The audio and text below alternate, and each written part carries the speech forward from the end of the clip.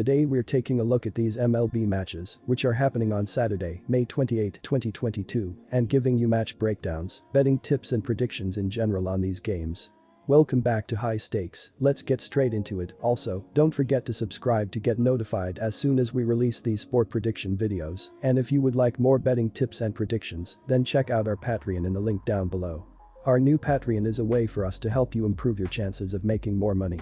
Multiple plans are available for each and every one of you. You can get 30 extra betting picks all the way up to 500 extra betting picks per month. Stop wasting hours of your time searching for bad betting picks that ends up costing you a lot of money. Join the High Stakes Patreon now and get the best betting picks. Going back to our video, we will give you 2 betting picks for each game, a team pick and a total pick based on facts and detailed explanation. So make sure to watch our videos till the end so you don't miss any of our picks. Tampa Bay Rays vs New York Yankees. Our team pick is Tampa Bay Rays for the win, and here is why. Gerrit Cole will take the mound for the 10th time of the season on Saturday. Cole wasn't effective in his previous start, conceding 5 runs in 8 innings against the Orioles, and was hit with his first loss of the season. The Yankees ace is having another strong year, allowing 3 or fewer runs in all but one start, and is sporting a 3.31 ERA and a 1.05 WHIP, accompanied by a 4-1 record in 51.2 innings pitched. Cole registered a poor 5.11 ERA in 4 meetings against the Rays last season and stands at 1-6 with a 4.46 ERA in 11 career meetings against Tampa Bay. The Rays will have Corey Kluber make his 9th start of the season in this one. Kluber wasn't at his best last time out, giving up 2 runs on 5 hits in only 3 innings against the Orioles and was able to escape with a no decision in a game the Rays lost. The veteran right-hander has struggled in 2 out of his last 3 starts, and his ERA has plummeted to 4.42, along with a 1.29 WHIP and a 1-2 record in 38.2 innings pitched. Kluber did not pitch against the Yankees last year and is 5-2 with a 2.51 ERA in 8 career meetings against the division foes. The Rays always play the Yankees tough. They went 11-8 against the rivals last season. The Rays continue to dazzle, winning 4 out of their last 5 home games entering Friday night. Yankees starter Gerrit Cole often has trouble against the Rays. He posted a terrible 5.11 ERA in 4 starts against the rivals last season. Furthermore, Corey Kluber has been stellar. The veteran has now held his foe to 2 or fewer runs in 6 out of his 8 starts. Kluber has been especially tough at the Trop, where he is sporting a dazzling 2.91 ERA on the season. Our total pick is over 7. And here is why. Although New York will have its ace Gerrit Cole on the mound, the right-hander was hit hard last time out, allowing the 5 runs, and therefore the play here is over. The over has cashed in 4 out of the last 5 that New York has played on the road, as well as in 4 out of the last 5 that Tampa Bay has played at home, including Thursday's opening game of the series, when the 2 combined to score 9 runs. Cincinnati Reds vs San Francisco Giants. Our team pick is Cincinnati Reds for the win. And here is why. San Francisco played the Mets this week, losing Monday before victories in the Tuesday game 13-12 and Wednesday 9-3. On Friday against the Reds, the Giants couldn't score until the 8th in a 5-1 loss. Starter Carlos Rodon finished with 5.1 innings, 3 earned, 7 hits and 3 walks. The Giants have won 2 straight games, but they've also played well on the road, where they have won 2 of their last 3 games. They will try to keep the momentum going with a win over the Reds, which will give them their 3rd win in a row and 3rd win in their last 4 road games. San Francisco is averaging 5.19 runs per game. Their .249 batting average is 7th in the league. Their .331 on-base percentage is 3rd, while their .408 slugging percentage is 6th. Thairo Estrada leads the Giants with a .273 batting average. Jock Peterson leads the team with 11 home runs, while Wilmer Flores leads the team with 25 RBI. San Francisco's pitching hasn't been very good, with the team giving up 4.70 runs per game. Opponents have a .266 batting average against the Giants, which is 29th in the league. Their 4.43 ERA is 25th, as is their 1.25 WHIP. The Reds followed up their 2-game losing streak by winning their last 2 games. They will try to keep the momentum going with a win over the Giants, which will give them their 3rd win in a row and 4th win in their last 6 games. Cincinnati is averaging 3.88 runs per game. Their .217 batting average is 28th in the league. Their .291 on-base percentage is 26th, while their .353 slugging percentage is 27th.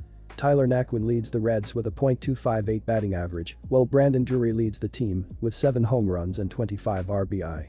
Cincinnati's pitching is one of the worst in the league, with the team giving up 5.58 runs per game. Opponents have a .255 batting average against the Reds, which is 26th in the league. Their 5.71 ERA is 30th, as is their 1.48 whip. I'm probably going to take a stab on the Reds here.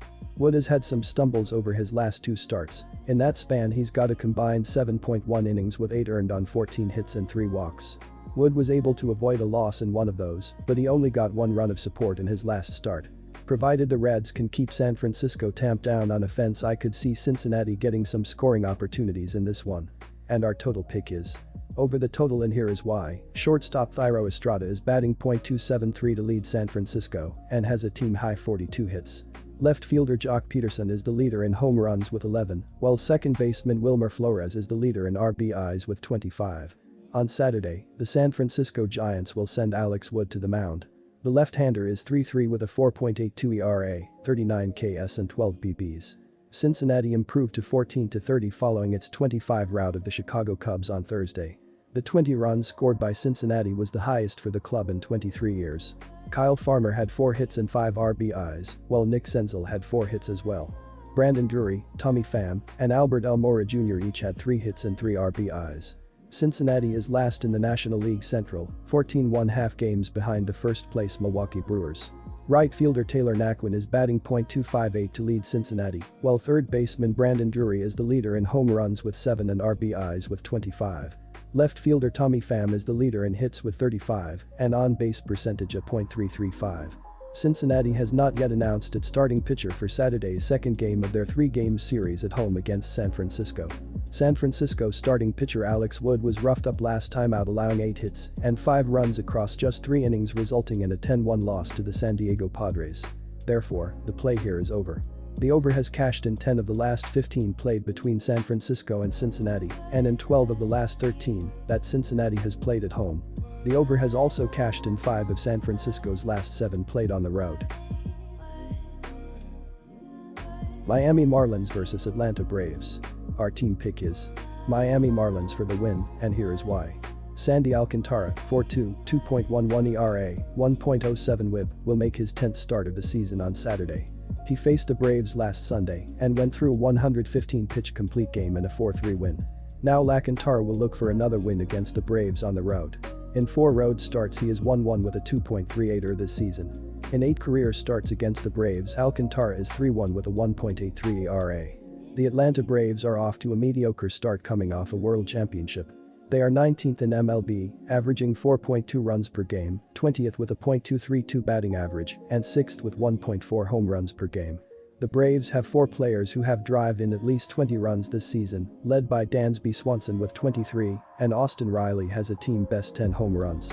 The Miami Marlins will look to rebound from a 6-4 loss to the Braves to kick off the series on Friday. Jesus Sanchez has 30 hits along with 3 triples, 4 home runs, 13 RBIs and a .214 batting average. Jazz Chisholm Jr. has 7 doubles and 4 triples, as well as 7 home runs and 27 RBIs as well this season. Jorge Soler has 7 doubles with 9 home runs of his own, and Garrett Cooper has 10 doubles, while Brian Anderson has 9 doubles of his own, and Joey Wendell has 6 doubles and a .293 batting average. Jesus Aguilar also has a team-high 41 hits of his own this season. Sandy Alcantara will start here and is 4-2 with a 2.11 ERA and 49 strikeouts this season. The Marlins and Braves head-to-head games have been very competitive this season, with 6 of the 7 contests decided by 2 runs or less. On Saturday, Miami will start with Sandy Alcantara, who has a 0.75 ERA in his last 3 starts, which have all resulted in wins. Tucker Davison has allowed 5 runs in less than 3 innings in 2 of his 3 appearances this season. Take the Marlins to bounce back as a dog. Our total pick is the Marlins struggled over the past week, losing 5 of their last 6 games. They are now in 4th place in the NL East, 9 games behind New York, and will try to avoid falling further behind with a win over the Braves. Miami is averaging 4.10 runs per game. Their .243 batting average is 10th in the league. Their .314 on-base percentage is 11th, while their .391 slugging percentage is 14th. Jazz Chisholm Jr. leads the Marlins with a .290 batting average and 27 RBI, while Jorge Soler leads the team with 9 home runs. Miami's pitching has been good, with the team giving up 3.81 runs per game. Opponents have a .224 batting average against the Marlins, which is 9th in the league. Their 3.38 ERA is 7th, while their 1.21 WHIP is 14th. The Braves had their 2-game winning streak snapped by the Phillies in their last game. They will try to bounce back from the loss with a win over the Marlins, which will give them their third win in a row. Atlanta is averaging 4.18 runs per game. Their .234 batting average is 19th in the league. Their .306 on-base percentage is also 19th, while their .402 slugging percentage is 9th. Dansby Swanson leads the Braves with a .268 batting average and 23 RBI, while Austin Riley leads the team with 9 RBI. Atlanta's pitching isn't very good, with the team giving up 4.41 runs per game. Opponents have a .234 batting average against the Braves, which is 14th in the league. Their 3.97 ERA is 19th, while their 1.31 WHIP is 20th. The Marlins are averaging 4.10 runs per game and 3.60 runs per game on the road. They average 3.33 runs per game in their last 3 games against the Braves. With Atlanta giving up 5 runs per game at home, the Marlins will go over their average in this game. The Braves are averaging 4.18 runs per game and 4.79 runs per game at home. They averaged 4 runs per game in their last 3 games against the Marlins. With Miami giving up 3.60 runs per game on the road, the Braves will score enough runs to push the score over the total. The Braves and Marlins played over the total in 3 of their last 5 meetings. Disclaimer: no financial advice. The information on this channel is provided for education and informational purposes only, without any express or implied warranty of any kind, including warranties of accuracy, completeness, or fitness for any particular purpose. The information contained in or provided from or through this channel is not intended to be and does not constitute financial advice, investment advice, trading advice, or any other advice. The information on this channel and provided from or through this channel is general in nature and is not specific to you, the user, or anyone else. You should not make any decision, financial, investment, trading, or otherwise, based on any of the information presented on this channel without undertaking independent due diligence and consultation with a professional broker or financial advisory.